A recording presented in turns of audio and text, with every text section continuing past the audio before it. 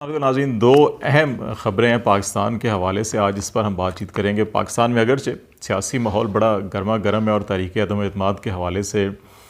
لمحہ بلمحہ صورتحال تبدیل بھی ہو رہی ہے، نئی سے نئی خبریں بھی آ رہی ہیں، اس کے اندر بہت سی فیک نیوز جو ہیں وہ بھی ہیڈ لائنز بن رہی ہیں، لیکن ہم ذرا اس ماحول سے ہٹ کر جو بڑی اہم معاملہ ہے جس پہ نہ صرف پاکستان بلکہ پوری امت مسلمہ کا اس معاملے کے ساتھ جو ہے وہ نسبت جڑی ہوئی ہے، اور وہ اسلام و فوبیا کے حوالے سے یورپ میں یا باقی جو نان مسلم ممالک ہیں اس میں جو توہین مذہب یا توہین اسلام، توہین قرآن یا توہین رسالت کے حوالے سے جو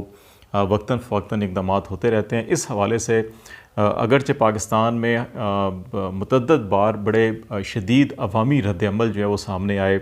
گھیراؤ جلاؤ ہوا سڑکوں کے اوپر، قومی املاک کو بھی نقصان پہنچایا گیا، اور اس کے اندر جو مظاہرین تھے وہ بھی پاکستانی تھے، مسلم تھے، اور جو قانون نافذ کرنے والے ادارے تھے جو ان تصادم کے نتیجے میں جن کی جانیں جو ہے کہ وہ ضائع ہوئیں، یہ سب کے سب مسلمان تھے، اور یہ ایک دوسرے کے ہاتھوں جو ہے یہ جانیں ضائع ہوئی تھیں۔ ان سارے معاملات کے تناظر میں پاکستان کی حکومت نے پچھلے چند سالوں سے مسلسل عالمی سطح کے اوپر یہ دباؤ رکھا ہوا تھا کہ اسلام و فوبیا کے حوالے سے اقدامات ہونے چاہیے۔ پھر OIC کے پلیٹ فارم سے بھی پاکستان نے بڑا سرگرم کردار ادا کیا، اور بالآخر اس کا جو ثمرات ہیں وہ اس تناظر میں سامنے آئے ہیں کہ پاکستان کی کوششوں سے جو OIC کے پلیٹ فارم سے ایک متفقہ قرارداد تیار کی گئی تھی اور پھر وہ اقوام متحدہ میں پیش کی گئی، بالآخر وہ قرارداد یونائٹڈ نیشن میں پیش ہوئی، اور وہاں پر بھی وہ بھاری اکثریت سے منظور ہوئی، اور اس قرارداد کی منظوری کے نتیجے میں 15 مارچ کو دنیا میں اسلام و فوبیا سے نمٹنے کے لیے جو ہے کہ وہ عالمی دن قرار دیا گیا، اور یہ ایک بڑی اہم کامیابی ہے تمام اسلامی ممالک کے لیے اور بالخصوص پاکستان کے لیے، جس کی قیادت نے انیشیٹو لیا تھا۔ تو ایک تو اس حوالے سے بات چیت کریں گے کہ اس قرارداد کی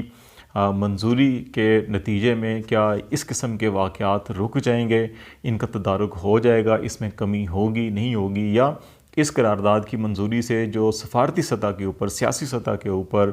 جو مسلم ممالک کو کامیابی حاصل ہوئی ہے، اور پھر اس انٹرنیشنل ریزولوشن اور اس کے نتیجے میں یہ انٹرنیشنل ڈے جو ڈکلیئر ہوا ہے 15 مارچ، اس تناظر میں جو وہ ممالک خاص طور کے اوپر یا وہ حکومتیں جو آزادی اظہار کی آڑ میں ایسے لوگوں کو پروٹیکشن فراہم کرتی تھیں، ان کے اوپر اب جو انٹرنیشنل کنونشن یا جو انٹرنیشنل قوانین یا قراردادیں اور UN چارٹر ہے، اس کے تناظر میں ان کی کیا ذمہ داریاں ہوں گی اور کس طریقے سے اس کو مزید آگے بڑھایا جا سکتا ہے، ایک تو اس پہ بات کریں گے۔ اور دوسرا اہم معاملہ، اس سے پہلے بھی ہم نے ایک پروگرام کیا اور اس میں ہم نے یہ بات چیت کی تھی کہ انڈیا کی طرف سے جو انڈین وزارت دفاع نے جس غلطی کا اعتراف بھی کیا کہ ان کا غلطی سے مینٹیننس کے دوران جو ہے وہ میزائل جو ہے فائر ہو گیا تھا، اور وہ مسلح نہیں تھا، اس کے ساتھ کوئی اسلحہ لیس نہیں تھا، اور وہ میاں چنو کے قریب گرا تھا۔ Corps commander conference Rawalpindi GHQ میں ہوئی، اور army chief general Qamar Javed Bajwa نے اس کی صدارت کی۔ اس کور کمانڈر کانفرنس میں بھی اس معاملے پر جو ہے کہ وہ سیر حاصل بحث کی گئی، اور تمام جو مسلح قیادت ہے اس نے بڑی گہری تشویش کا اظہار کیا، اور عالمی برادری سے یہ مطالبہ کیا ہے کہ وہ اس واقعے کا نوٹس لے۔ اگرچہ انڈیا نے غلطی کا اعتراف کیا ہے اور کہا ہے کہ روٹین کی مینٹیننس کے دوران غلطی سے فائر ہوا تھا، لیکن اس کے باوجود عالمی برادری اس لیے نوٹس لے کہ اس قسم کی غلطی سے جو ہے کہ علاقائی امن و استحکام کو خطرات لاحق ہو جاتے ہیں۔ اور دوسرا معاملہ کہ انڈیا کی جو اسٹریٹجک ایسٹس ہیں، اثاثے ہیں، وہ شاید غیر محفوظ ہیں یا ایسے ہاتھوں میں ہیں کہ جو کیپیبل نہیں ہیں ان کی حفاظت کرنے کے لیے، تو اس حوالے سے دنیا کو ضرور نوٹس لینا چاہیے۔ تو ان دو حوالوں سے ہم بات چیت کریں گے۔ پہلا معاملہ یقینی طور کے اوپر جو یونائٹڈ نیشن نے 15 مارچ کو یہ ڈکلیئر کیا ہے کہ پوری دنیا میں یہ دن منایا جائے گا اسلام و فوبیا کے خلاف، جو بہت سے ممالک کے اندر جو نفرت انگیز معاملات کو ابھارا جاتا ہے آزادی اظہار کے حوالے سے، تو اس تناظر میں اس کو ایک سنگین چیلنجز اور جو دنیا کے امن و استحکام اور ہم آہنگی کے حوالے سے جو کوششیں کی جاتی ہیں بین المذاہب ہم آہنگی کے حوالے سے، تو اسلام فوبیا کے تناظر میں جو سرگرمیاں ہوتی ہیں اس کو ایک بڑا چیلنج ڈکلیئر کیا گیا، اور اس چیز کا احساس کیا گیا ہے کہ اس کو روکنے کے لیے ضروری ہے کہ 15 مارچ کو انٹرنیشنل ڈے ڈکلیئر کیا جائے، اس دن مختلف تھیمز کے حوالے سے یہ کوشش کی جائے کہ دنیا میں شعور اجاگر کیا جائے کہ تمام مذاہب اور ان کی جو اقدار ہیں ان کا احترام جو ہے وہ سب پر لازم ہے. تو یقیناً یہ OIC اور پاکستان بالخصوص، کیونکہ اس پہ انیشیٹو پاکستان کی گورنمنٹ نے اور اس میں جو پرائم منسٹر عمران خان نے متعدد فورم کے اوپر اس پہ بڑا زور دیا تھا، پھر ریسنٹلی رشین پریزیڈنٹ نے بھی اس کے اوپر بات کی تھی. تو یہ پاکستان کو کریڈٹ جاتا ہے اس کا، اور ہمیں اس پہ اللہ کا شکر بھی ادا کرنا چاہیے کہ پاکستانی لیڈرشپ نے اور پاکستان نے ایک لیڈنگ رول ادا کیا ہے. لیکن اس معاملے کو صرف یہیں تک نہیں ختم ہونا چاہیے، بلکہ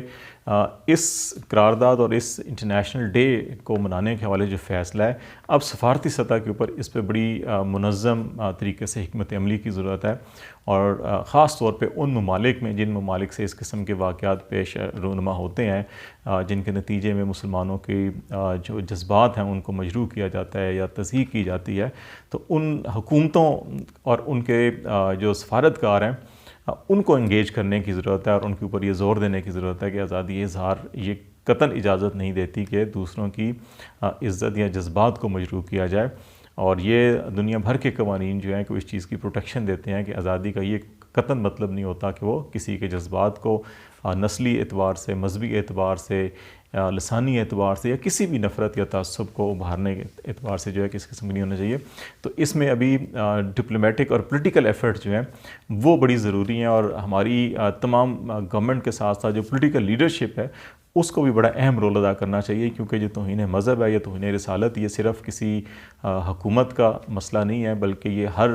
فرد کا اور ہر مسلم کا جو ہے کہ یہ مسئلہ ہے. اور اگر ہم اپنے دین سے، اپنے اللہ سے، اپنے رسول سے عقیدت رکھتے ہیں تو ہمیں انفرادی طور کے اوپر بھی ہماری پولیٹیکل لیڈرشپ کو خاص طور کے اوپر ان کے جو عالمی سطح کے اوپر تعلقات ہیں ان کو بھی ضرور استعمال کرنا چاہیے، اور اس کو ایک بڑی پولیٹیکل اور ڈپلومیٹک ایک جو جامع، مربوط اور ویل کوآرڈینیٹڈ ایفرٹ جو ہے اس کے لیے ضروری ہوگی. اور اس میں اگین OIC کے تمام رکن ممالک اور بااثر ممالک جن کا دنیا کے مختلف بلاکس میں بڑا اہم کردار ہے ان کو بھی انگیج کرنے کی ضرورت ہوگی. دوسرا معاملہ کور کمانڈر کانفرنس کا جو ہے یہ اس اعتبار سے بھی بڑا اہم ہے کہ کور کمانڈر کانفرنس نے بھی جس چیز پہ کنسرن کا اظہار کیا وہ یہ ہے کہ انڈین جو اسٹریٹجک ایسٹس ہیں وہ غیر محفوظ ہیں. اگر وہاں پہ مینٹیننس کے دوران اگر فائر ہو سکتا ہے تو خدا نخواستہ ایسے جو میزائل جن کے ساتھ وار ہیڈز نصب ہوں اور وہ فائر ہو جائیں، اور پھر اگر وار ہیڈ نہ بھی نصب ہو اور اگر یہ ہٹ ہوتا آبادی کے اوپر، اگر کوئی جانی نقصان ہوتا اور پاکستان بھی اگر جواباً پھر کوئی وار ہیڈز کے ساتھ اگر کوئی میزائل داغ دیتا کسی انڈین شہر کے اوپر، تو پھر دونوں نیوکلیر ممالک ہیں اور اس کے نتیجے میں ایک بڑی جنگ کا خطرہ ہو سکتا تھا. تو اس لیے جہاں پہ نیوکلیر سیکیورٹی گروپ ہے اور انٹرنیشنل جو ایٹمی توانائی کا ادارہ ہے اس کو بھی اور یونائٹڈ نیشن کو بھی اس میں خاص طور کے اوپر اس کا نوٹس لینا چاہیے، اور جو سیکیورٹی پروٹوکولز ہیں نیوکلیر وار ہیڈز کے اور اسٹریٹجک ایسٹس کے انڈیا کے، ان کے اوپر تمام جو متعلقہ انٹرنیشنل ادارے ہیں ان کو فوکس کرنا چاہیے اور اس کو جائزہ لینا چاہیے. اور اس قسم کے واقعات کے تدارک کے لیے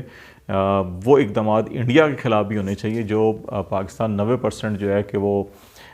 FATF کے جو کنڈیشنز ہیں ان کو فل کر رہا ہے، لیکن